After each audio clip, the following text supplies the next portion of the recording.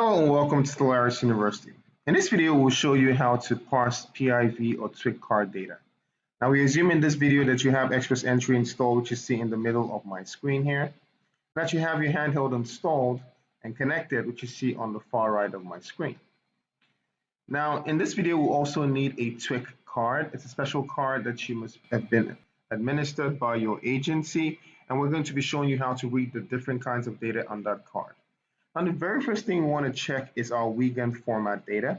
So let's go into settings, go tools, and select settings.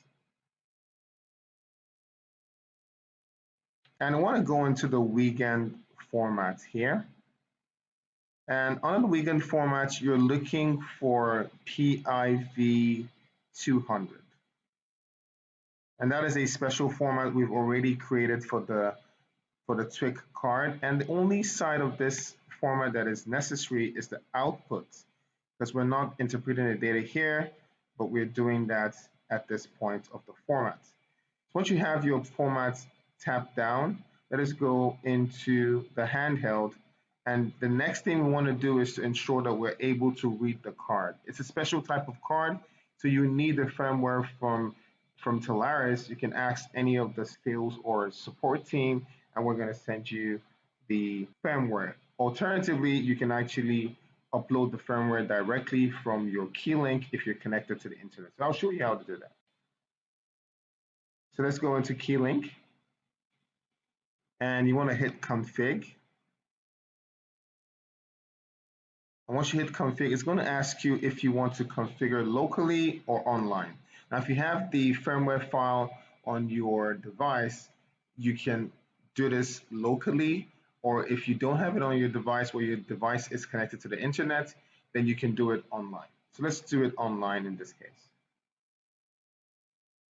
Once you do that, it's going to pull the firmware links from our website to give it a few seconds depending on the internet speed. So you're looking for the TWIC format. We have a few formats that include the TWIC card, but in this case, I'm going to be selecting the one that says the 484 XPI ID TWIC only. So this will read only the TWIC card and ignore every other kind of card. This is useful if you don't want to read any other card within your facility, just the TWIC card, and that secures your device beyond just reading the card. So let's hit download. You can either download the file and keep it on your device, or you can download and program the file. So I'm going to download and program the file. So once you do this, this is a firmware update. You want to leave this alone and allow it to do the process. It will download the file, program the internal card reader within our device, and then it will let you know that the process is done and then allow you to present your card. So let's just wait a bit for this to program the internal device, and we'll see how that works. So once your device is programmed and connected, you should see a prompt that tells you that your device is ready to use. You just hit OK, and now you're ready to go ahead and use your device. So I'm just going to present my card so you can see it under the last tag. And we can go into the main, and you can see the tag that has come in from that card. You can see it's a very large data. We're pulling the data and interpreting what is within the card. So the next thing we want to do is to look at the data that is within the card and pick out the parts of the data that we want to pull.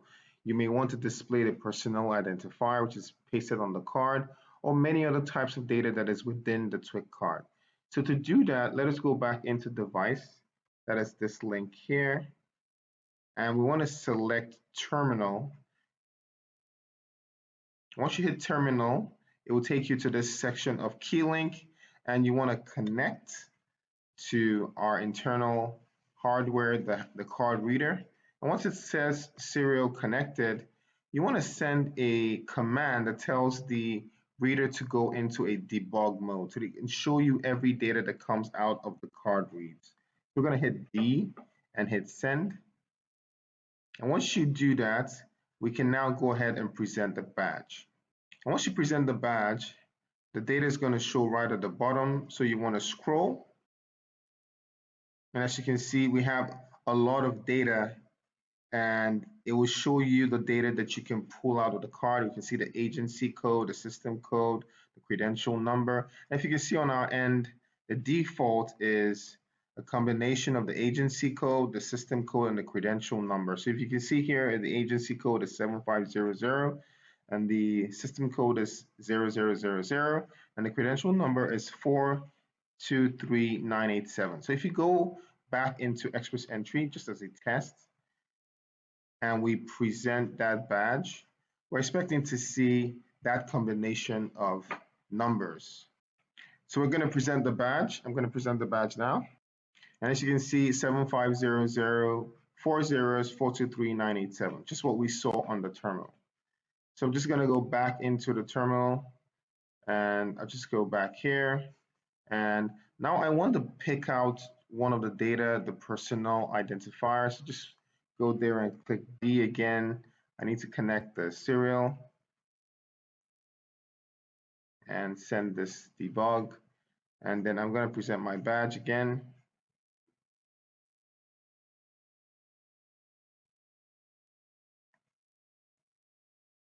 So as a demonstration of how you can pick out any of the data, I'm just going to pick out one of the data that I see displayed here. I'm going to pick out the person identifier. So this 200116280. This is usually pasted on the card itself. So under the Wiegand format, you want to go into that PIV 200, and you just want to edit this and type here person underscore identifier.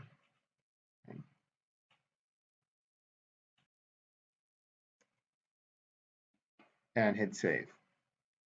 So I've assigned this card to a user within my system. So I'm expecting this to give me a valid read once I'm done and go back to XPressEntry. Remember that you have to disconnect from here and go back into Keylink so that you can use the reader on XPressEntry. So I'm just going to go back. So remember to connect the reader back on the Keylink. So I'm just going to hit connect here. And once it's connected, you can minimize and go back into XPressEntry. And let us see how this works. So I'm going to present the badge now.